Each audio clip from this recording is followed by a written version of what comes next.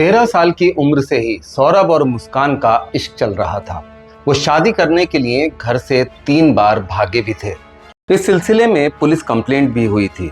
मुस्कान सौरभ से ही शादी करना चाहती थी और उसके पीछे एक खास वजह थी, और यही वजह थी जिसके चलते सौरभ का कत्ल भी हुआ। इस वीडियो में आपको उस वजह के बारे में भी बताएंगे, लेकिन पहले बेनकाब करते हैं मुस्कान का असली चेहरा। पूरा प्लानिंग मुस्कान की थी। साहिल की माँ के नाम पे? हाँ, साहिल की माँ मर चुकी है। क्यों मर चुकी? साहिल की माँ के नाम पे नहीं था। जो मैसेज आते था, मैसेज में वो ऐसे दिखाती थी कि माँ अवतरित होके आई है और माँ बात कर रही है। हाँ, तो उससे ये कंट्रोल में रहता था। पुलिस की हिरासत में खड़ी मुस्कान से जब पूछा गया कि पति का कत्ल करने के बाद अब सिंदूर उसने किसके नाम का लगाया है, तो वो रिपोर्टर्स को घूरने लगी। इस सिंदूर की बात को याद रखिएगा, इसके बारे में आपको इस वीडियो में आगे बताएंगे, और जब इस बारे में आपको पता चलेगा तब आप चौंक जाएंगे। मासूम सी दिखने वाली मुस्कान ने सौरभ के कत्ल की साजिश का एक ऐसा जाल बुना जिसमें सौरभ तो अपनी जान से गया ही, बल्कि साहिल भी उलझ कर रह गया। तीसरी बार घर से जब मुस्कान और सौरभ भागे तब वो शादी कर लौटे। सौरभ की खुशी के लिए उसके परिवार ने इस रिश्ते को अपना लिया, लेकिन 6 महीने में ही मुस्कान की अपनी ससुराल में लड़ाई होने लगी। वो अपने ससुराल वालों को जेल भिजवाने की धमकियां देने लगी। इस पर सौरभ के पिता ने सौरभ और मुस्कान दोनों को घर से बेदखल कर दिया। अब सौरभ किराए पर एक मकान लेकर रहने लगा। सौरभ ने मर्चेंट नेवी का कोर्स किया था और उसकी लंदन की एक शिप कंपनी में नौकरी लग गई। मुस्कान ने 2019 में एक बेटी पीहू को भी जन्म दिया, लेकिन अब तक हालात बदल चुके थे। मुस्कान अब वो करने वाली थी जिसके बारे में किसी ने सोचा भी नहीं था। 2023 में सौरभ ने मर्चेंट नेवी की नौकरी छोड़ दी और वो लंदन में एक बेकरी में नौकरी करने लगा। सौरभ ज्यादातर विदेश में ही रहता था और यही वो वक्त था जब मुस्कान की मुलाकात साहिल से हुई।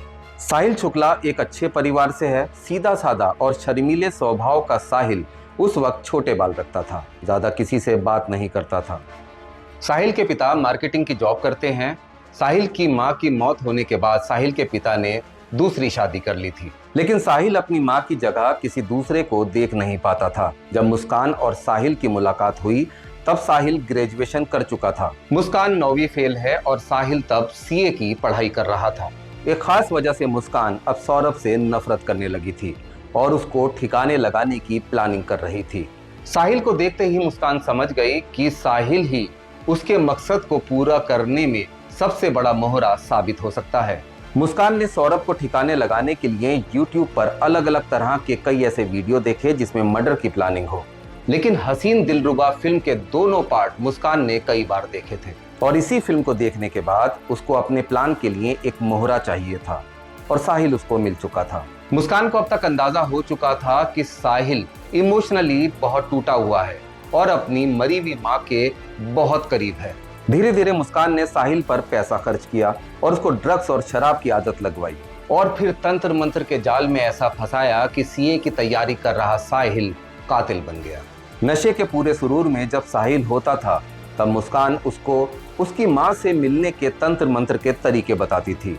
साहिल शुक्ला की मां, जो साहिल का सबसे इमोशनल वीक पॉइंट था, अब उसकी चाबी मुस्कान के हाथों में थी। मुस्कान के कहने पर साहिल ने अपने बाल बढ़ा लिए। साहिल की मां ज्योति की बीमारी से 18 साल पहले मौत हो चुकी थी, लेकिन साहिल को अब लगने लगा था कि उसकी मां की आत्मा घर में ही मौजूद है। साहिल के दोनों भाई मेरठ छोड़कर बाहर बस गए थे, लेकिन साहिल इसी घर में रह रहा था। साहिल फर्स्ट फ्लोर के कमरे में रहता था और ग्राउंड फ्लोर पर उसकी नानी प्रेमवती रहती थी। बाकी का पूरा घर किराए पर उठा दिया गया था। शातिर मुस्कान ने अब साहिल की मां और बहन के नाम से फर्जी स्नैपचैट पर अकाउंट्स बनाए और उन नामों से साहिल को मैसेज भेजने लगी। साहिल को ऐसा लगने लगा था कि उसकी मां ही असल में उसको स्नैपचैट से मैसेज भेज रही है, और उसकी अपनी मां से मुस्कान की वजह से ही अब बात होने लगी है। साहिल ने अपने आसपास के माहौल को ऐसा बना दिया था जैसे उसकी मां की आत्मा उसी घर में रहती हो। साहिल के कमरे में भी तंत्र मंत्र की निशानियां बनी हुई मिली। मुस्कान की प्लानिंग और नशे के सुरूर ने अपना रंग दिखाया, और अब साहिल को यकीन हो चला था कि स्नैपचैट से उसकी मरी हुई मां ही उससे बातें कर रही है। इस बीच सौरभ को मुस्कान और साहिल के अफेयर के बारे में पता चल चुका था। उन दोनों में काफी झगड़ा भी हुआ और नौबत तलाक तक आ गई थी। इस झगड़े के बाद गुस्से में मुस्कान ने नवंबर 2024 में पहली बार अचानक ही सौरभ का कत्ल करने की साजिश रची। इसके लिए मुस्कान ने सौरभ की विस्की में एक ऐसी दवा मिलाने के बारे में सोचा जो शराब के साथ शरीर में जाने पर मौत की वजह बन जाए और पुलिस को यही लगे कि मौत ओवर ड्रिंकिंग से हुई है। पुलिस जांच में मुस्कान के मोबाइल पर ऐसी सर्च हिस्ट्री भी मिली है। मुस्कान ने इंटरनेट पर ऐसी दवाएं सर्च की थी, लेकिन उस वक्त सौरभ की किस्मत अच्छी थी। उसने एक दिन भी घर पर शराब नहीं पी, वो ड्रिंक करने के लिए बार जाता था। इससे मुस्कान को अपने प्लान को अंजाम देने का मौका नहीं मिला और सौरभ लंदन लौट गया। साथ ही मुस्कान की प्लानिंग भी फेल हो गई। लेकिन अब मुस्कान ने अपना असली खेल शुरू किया। मुस्कान ने साहिल को उसकी मां के नाम से स्नैपचैट पर जो मैसेज भेजे, जरा उनको देखिए। मेरी आखिरी इच्छा है कि तुम मुस्कान से शादी कर लो, तभी मुझे शांति मिलेगी। अगर तुम्हें नई और अच्छी जिंदगी शुरू करनी है तो मुस्कान से शादी करनी होगी।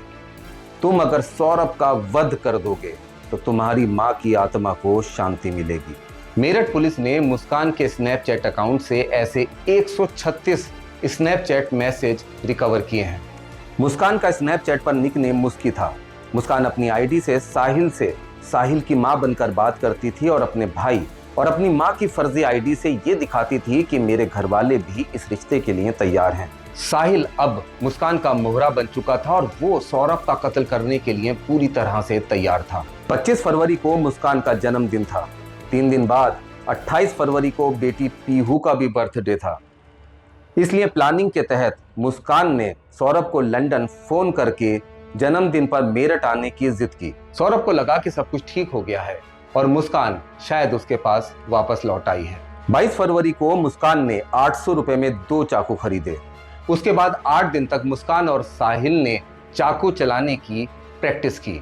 मुस्कान चाकू सही से नहीं चला पा रही थी और इसके लिए उसने एक उस्तरा खरीदा ताकि वो उस्तरे से सौरभ को काट सके। 24 फरवरी को सौरभ लंदन से मेरठ आ गया। उसने मुस्कान के साथ एक रेस्टोरेंट में बर्थडे पार्टी की, जहां सौरभ और मुस्कान ने जमकर डांस किया। सौरभ का पासपोर्ट एक्सपायर हो गया था, लिहाजा सौरभ ने अपने पासपोर्ट को रिन्यूअल के लिए अप्लाई किया। इस पर मुस्कान डर गई कि कहीं सौरभ लंदन वापस ना चला जाए। जब पासपोर्ट बनकर आया तो मुस्कान ने उस पासपोर्ट को छुपा दिया। इसको लेकर भी सौरभ और मुस्कान के बीच में झगड़ा हुआ। प्लानिंग के मुताबिक अब कत्ल की तारीख फिक्स कर दी गई थी और इस बारे में मुस्कान ने साहिल को भी बता दिया था। प्लानिंग के तहत 2 मार्च 2024 को मुस्कान ने डॉक्टर के पुराने पर्चे पर लिखी दवाइयों के नीचे मीडाजोलम दवा खुद ही लिख दी। ये नींद की प्रतिबंधित दवा है जो सिर्फ डॉक्टर के प्रिस्क्रिप्शन पर ही मिलती है। इस पर्चे को लेकर वो मेडिकल स्टोर पहुंची, जहां से मुस्कान ने मीडाजोलम दवाई खरीद कर रख ली। कत्ल की तारीख अब आ चुकी थी। 3 मार्च को रात करीब 8:30 बजे सौरभ बाहर से कोफ्ते पैक कराकर मुस्कान के लिए घर लेकर आया, लेकिन घर पहुंचते ही मुस्कान ने सौरभ से लड़ाई शुरू कर दी। इससे सौरभ परेशान हो गया और वो घर से बाहर चला गया। ये लड़ाई भी मुस्कान ने प्लानिंग के तहत ही की थी ताकि वो नींद की दवाई खाने में मिला सके। 9:30 बजे के करीब सौरभ वापस घर आया और तब दोनों ने साथ में डिनर किया। रात को करीब 11:30 बजे तक सौरभ पूरी तरह से बेहोश हो गया। अब मुस्कान ने साहिल को फोन करके कहा कि तुम अब जल्दी आ जाओ। साहिल रात के करीब 1 बजे सौरभ के इंदिरा नगर वाले घर पहुंचा। साहिल किचन से दोनों चाकू लेकर बेडरूम में आया और साहिल ने मुस्कान से कहा कि ये वक्त तुम ही करोगी, मैं नहीं। साहिल ने मुस्कान के हाथ में चाकू थमाया और सौरभ के दिल पर चाकू की नोक रखकर ऊपर से जोर से दबाव दिया, जिससे चाकू सौरभ के दिल के आर पार हो गया। इस तरह से इन दोनों ने सौरभ के सीने पर 3 वार किए। इसके बाद दोनों सौरभ की बॉडी को उठाकर बाथरूम में ले गए। साहिल ने बॉडी को 4 टुकड़ों में काट लिया। सिर और हाथों को एक बैग में रखा, धड़ और पैरों को एक दूसरे बड़े बैग में रखा। रात करीब 3 बजे साहिल ने धड़ और पैर वाला बड़ा बैग बेडरूम के बेड के बॉक्स के अंदर छिपा दिया। मुस्कान के साथ सिर और हाथ के टुकड़ों वाला बैग लेकर साहिल अपने घर आ गया। दोनों सुबह 8 बजे तक वहीं रहे। पुलिस की जांच में सामने आया है कि सिर के साथ साहिल ने तंत्र मंत्र की भी कोई प्रक्रिया की थी। 4 मार्च 2025 को सुबह करीब 9 बजे मुस्कान और साहिल ने 1200 रुपए में एक ड्रम खरीदा, सीमेंट और रेत भी खरीदी। करीब 10 बजे साहिल ने टूर एंड ट्रैवल को फोन करके 10 दिन के लिए कैब बुक की, जो 54,000 रुपए में बुक हो गई। करीब 10:30 बजे दोनों सौरभ के घर पहुंचे। साहिल के घर पर सौरभ के कटे हुए हाथ और सिर वाला बैग था, इसे भी वो साथ ले आए। सौरभ के घर में धड़ और पैरों वाला बैग पहले से ही था। साहिल और मुस्कान ने ड्रम में सीमेंट का घोल बनाया, बॉडी पार्ट्स एक एक करके ड्रम में डाले और ऊपर से सीमेंट और रेत से बना घोल भरकर पैक कर दिया। शाम को करीब 4 बजे मुस्कान ने अपनी मां को फोन करके झूठ बोला कि वो सौरभ के साथ शिमला मनाली जा रही है। बेटी पीहू को वो पहले ही अपनी मां के पास छोड़कर आ चुकी थी। इसके बाद दोनों कार से शिमला के लिए निकल गए। रास्ते में दिल्ली हाईवे के ढाबे पर उन्होंने खाना खाया। अगले दिन सुबह 3 बजे साहिल और मुस्कान शिमला पहुंच गए। कैब से उन्होंने 3-4 होटल में रूम सर्च किया। उसके बाद फाइनली एक होटल में उन्होंने रूम बुक कर लिया। होटल रूम के अंदर करीब 3 घंटे तक साहिल और मुस्कान रुके। नहाने और नाश्ता करने के बाद वो शिमला घूमने के लिए कैब में बैठ गए। मार्केटिंग की और फिर शिमला के एक मंदिर में दोनों ने शादी कर ली। दरअसल पुलिस ने जब मुस्कान को पकड़ा था और उस वक्त उसने जो सिंदूर लगाया था वो साहिल के नाम का था, क्योंकि ये दोनों शिमला में पहले ही शादी कर चुके थे। वहां दोनों को देखकर लग रहा था कि जैसे वो हनीमून पर आए हों। 3 दिन तक शिमला में घूमते रहे। वहां के होटलों में होने वाली पार्टियों को ऑनलाइन सर्च करते, शाम को पार्टियों में जाते और ड्रिंक लेकर जोरदार तरीके से नाचते रहते। 8 मार्च की शाम को 6 बजे तक मुस्कान और साहिल कुल्लू पहुंच गए। अगले 5 दिन तक दोनों यही घूमते रहे। इस दौरान होली का त्योहार भी आ गया। दोनों ने रंग खेलने के बाद खूब डांस किया। इस बीच ड्राइवर से मुस्कान ने एक केक भी मंगाया जिस पर शंकर लिखा था। इसके बाद ये लोग मनाली और उसके बाद फिर कसोल गए, जहां होली पर इन दोनों ने होली पार्टी में जमकर डांस किया। दोनों ऐसे डांस कर रहे थे मानो कुछ हुआ ही ना हो, या फिर ऐसा लग रहा था कि ये दोनों सौरभ के कत्ल को एंजॉय कर रहे थे। हत्या के बाद मुस्कान सौरभ का फोन अपने साथ ले गई थी और रिश्तेदारों से सौरभ बनकर चैटिंग कर रही थी ताकि किसी को भी शक ना हो। 6 मार्च को मुस्कान ने मनाली में घूमते हुए सौरभ के नंबर से सौरभ की बहन चिंकी को व्हाट्सएप किया, जिसमें ऐसे बात करने की कोशिश की जैसे सौरभ ही ये बातचीत कर रहा है। होली की पार्टी की बात भी हुई, हैप्पी होली भी बोला गया। इस बीच मुस्कान को भी घर से लगातार फोन आ रहे थे और मुस्कान और साहिल के पास पैसे भी खत्म हो चुके थे। मुस्कान ने पैसों के लिए किसी को फोन किया लेकिन पैसे मुस्कान तक नहीं पहुंचे और इसीलिए 16 मार्च की शाम को दोनों मेरठ के लिए रवाना हो गए। 17 मार्च की सुबह ये दोनों मेरठ आ गए, लेकिन मेरठ आने से पहले ही मुस्कान ने अपनी मां को फोन करके सौरभ के कत्ल से पर्दा उठा दिया था, क्योंकि अकाउंट में पैसे नहीं होने की बात मुस्कान ने अपनी मां को बताई थी। मुस्कान की मां ने पूछा था कि सौरभ तुम्हारे साथ है तो फिर पैसों की जरूरत क्यों पड़ रही है। इसके बाद मुस्कान ने मां को पूरी कहानी बता दी। मेरठ पहुंचने के बाद मुस्कान के पिता और मां मुस्कान को लेकर ब्रह्मपुरी थाने पहुंचे, जहां पुलिस के सामने मुस्कान ने कबूलनामा दिया और पुलिस ने साहिल को भी गिरफ्तार कर लिया। सौरभ के इंदिरा नगर वाले घर से प्लास्टिक ड्रम में रखी डेड बॉडी भी बरामद कर ली गई। ड्रम में से सीमेंट में जमे हुए सौरभ की बॉडी के टुकड़े भी मिले। क्या सच में कोई 9वीं फेल महिला इतनी शातिर तरीके से प्लानिंग कर सकती है? यकीन नहीं होता। पुलिस ने साहिल और मुस्कान को गिरफ्तार करने के बाद मेरठ कोर्ट में पेश किया, लेकिन उससे पहले ही साहिल को वकीलों ने घेर लिया और उसकी पिटाई कर दी। इस सिचुएशन में पुलिस ने साहिल को बचाकर किसी तरह निकाला। इस वक्त साहिल और मुस्कान जेल में हैं। जेल में दोनों नशा न मिलने से परेशान और बेचैन हैं। इस वजह से साहिल की तबीयत बिगड़ गई और जेल अस्पताल के डॉक्टर्स ने साहिल का चेकअप किया। नशा उन्मूलन सेंटर के काउंसलर ने साहिल और मुस्कान की काउंसलिंग भी की। मुस्कान के प्रेग्नेंट होने की खबरों के बीच जेल ऑफिशियल्स ने कहा कि जरूरत पड़ने पर मुस्कान का प्रेगनेंसी टेस्ट भी कराया जाएगा। इन दोनों ने साथ में रहने की मांग की थी, लेकिन दोनों को अलग अलग कॉमन बैरक में रखा गया है। मुस्कान बैरक में गुमसुम रहती है, मुंह छुपाकर बैठी रहती है। सिर्फ खाने और नाश्ते के वक्त ही चेहरे से वो कपड़ा हटाती है। मुस्कान और साहिल ने अपना केस लड़ने के लिए सरकारी वकील की मांग की है। जिस कमरे में सौरभ का कत्ल हुआ उसमें बेड पर मुस्कान का पर्स पड़ा दिख रहा है। कुछ कागजात भी इधर उधर फैले हुए हैं। अलमारी के ऊपर एक सूटकेस भी नजर आ रहा है। पूरे कमरे में सामान इधर उधर बिखरा हुआ है।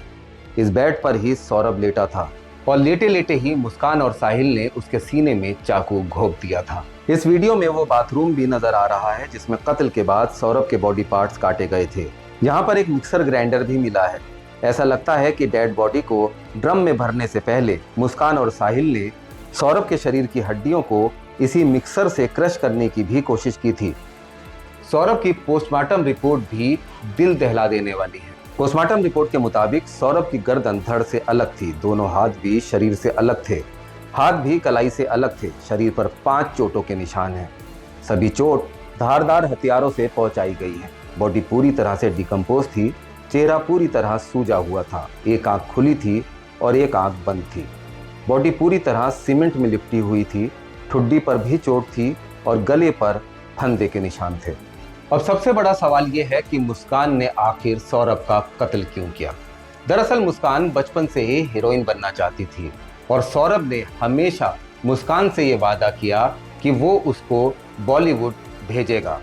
लेकिन शादी के बाद हालात बदल गए। सौरभ लंदन चला गया और मुस्कान मेरठ में ही रिश्तों के बीच फंस कर रह गई। मुस्कान को लगता था कि सौरभ तो खुद विदेश में ऐश कर रहा है, लेकिन उसके सपने बुरी तरह टूट गए हैं और सौरभ ने उसको धोखा दिया है। और इसी दौरान वो साहिल से मिली। साहिल के साथ जिस आज़ाद जिंदगी को जीने का उसने सपना देखा था, वो जिंदगी वो जी रही थी और यहीं से सौरभ की हत्या करने के लिए उसने अपने दिल में ठान ली। लेकिन ये कहानी सिर्फ मुस्कान, सौरभ और साहिल की नहीं है, बल्कि ये ऐसी न जाने कितनी कहानियां हमारे आसपास हर दिन सांस लेती हैं। आपको क्या लगता है? कमेंट करके ज़रूर बताइएगा। साथ ही इस वीडियो को लाइक और चैनल को सब्सक्राइब करना ना भूलें।